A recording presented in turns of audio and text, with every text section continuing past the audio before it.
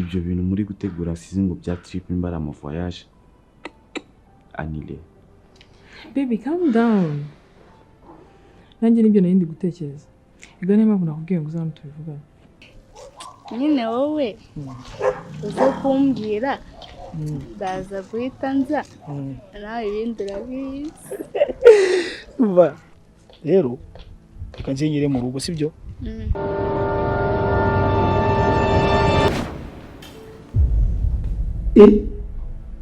No. Ntabwo twumvikanye ko ndi busanga wabyutse kweli. Shore ko urambwiye saa 10 kandi turi saa 8. Man ngiye kuyagwa ariko uravundisha rwagiye. Man imereze ureke ibintu by'imiteto cyangwa amavuzi.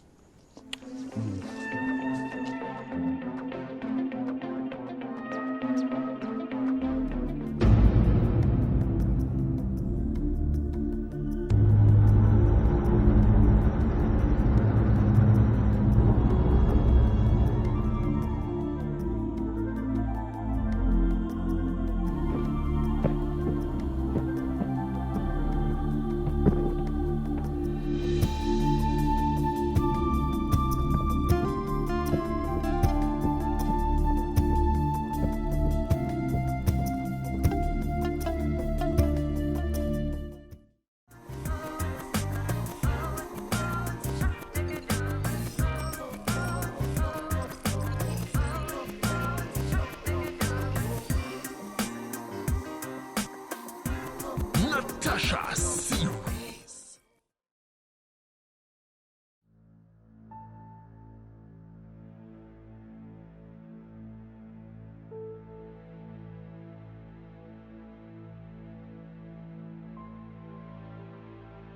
Tumara iminsi yacu twitekerezaho tukabura umwanya wo gufatira imyanzuro amakosa yatumye twitekerezaho.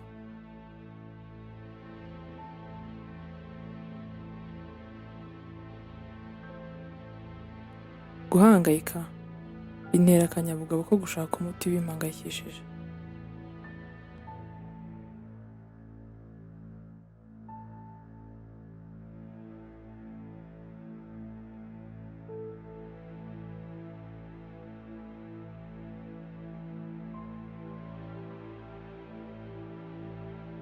Isi imaze kunyereka ko tutaryozwa n'ibyo dukora gusa, ahubwo turyozwa cyane n'ibyo tudakora.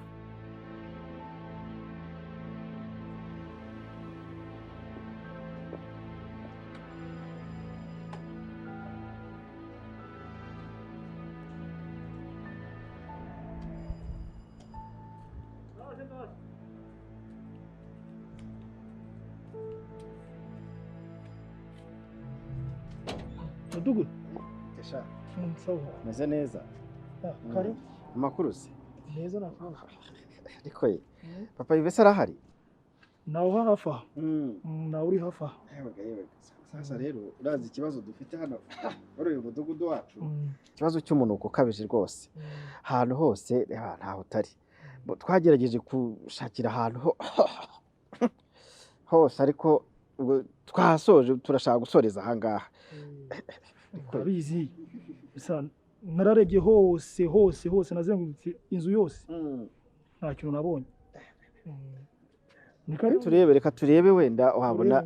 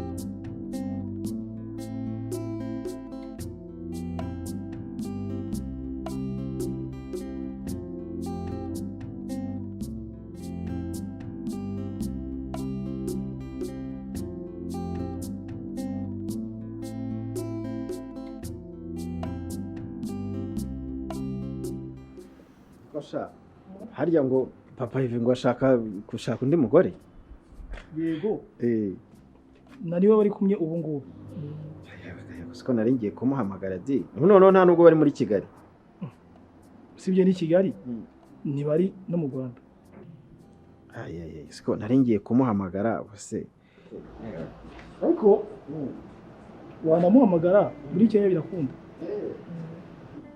muri Kenya birakunda nta kibazo aya rero reka twe kumugora urebye ibibazo uyu muryango wagize akwiye kugira ahantu ajya rwose akaruhuka agatuza mu mutwe sibyo habundi se hangaha nta kibazo kindi tuhabonye ndabona rwose ahubwo aha mu nzu nta kibazo kirimo ndeo mu nzu nta kibazo nta kibazo mu nzu ko rero ndumva nta mpamvu rwose mbwira ubundi barateganya kuza ryari ugereranyije basigaje nk'iminsi ine aya aho ikibazo kizaba cyarakemutse nyabona atazaza n'umugore muri uyu munuko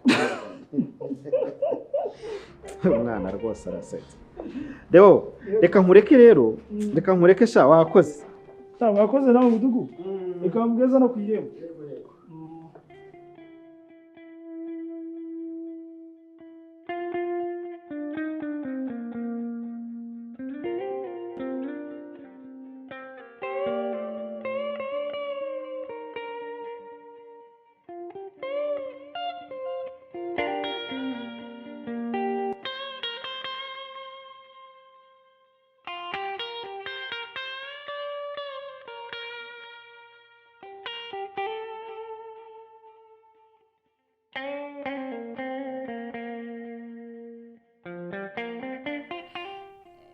nibagiwe kubwira uyu munsi wambaye neza urakoze cyane nari ngiye kugusura kandi ntabwo urabizi ko nagomba kuza nifunze ahubwo nyibyibuka ko utambwiye basanze ari iki igize ese baje kukureba ye twashatse ahantu hose twabuze ikibazo uvuze ngo iki twabuze ikibazo nyine ubu ushatse kumbwira ko umuntu ukuri gutuma umudugudu wose nuka kutari guturuka mu nzu y'iwanyu uribuka twinjiramo we cyagiye tugenda tukinjiramo ntabwo ubyibuka Theo nutabivuga hakiri kare biraguteza ibibazo bakamubwira ikintu kimwe uzi ko nsigaye ntekera hanze ku mbabura kandi harimo igaze mo imbere kandi basigiye n'imfunguzo njye ntabwo ushaka gutakaza icyizere ababosi b'amazi shaka umunsi bazagaruka inzu yabo uko bayisize bayisange ariko hakundi nyine erega umenye ngo ababosi nabo ese ushaka bosi agufasha iki wowe wanze ko tubijyane mu buyobozi bw'ibanze ngo birangire kare bitarafata indi ntera kandi dongere reka nkubwire nutabivuga njye nzabyivugira kandi ni ukuri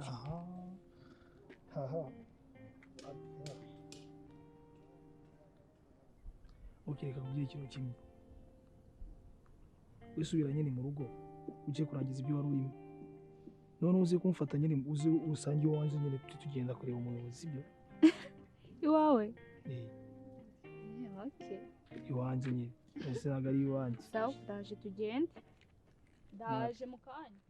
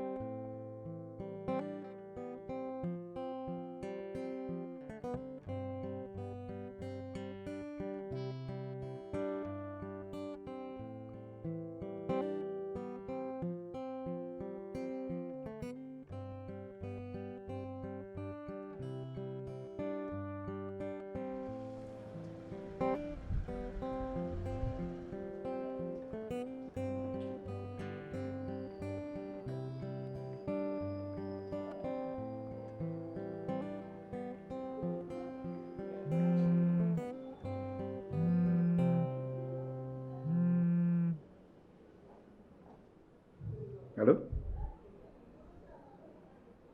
Deo? Allô? Nyiriwe bose.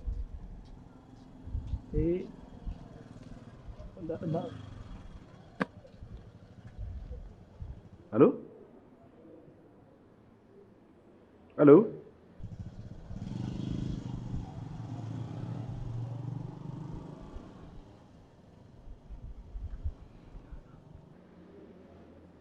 Deo?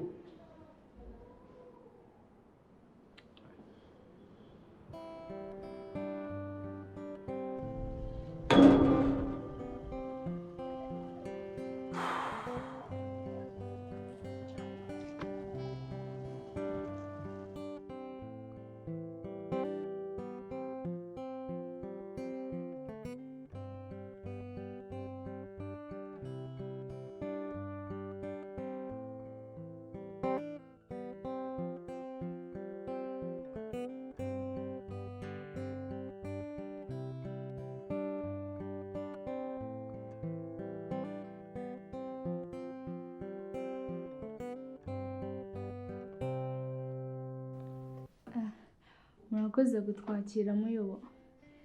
Hari ibyo Deo yashaka kubabwira ku bijyanye n'ikibazo cyateye cy'umunuko. kugira ngo twaraye dusuzumye hose ariko hari iwanyu nta hari andi makuru mashyashya mwamufite se? Deo kutavuga. Yego ndugu. Birashoboka ko ikibazo nyine giturukamo imbere. Apana hanze n'imbere mu nzu. Bavuze ngo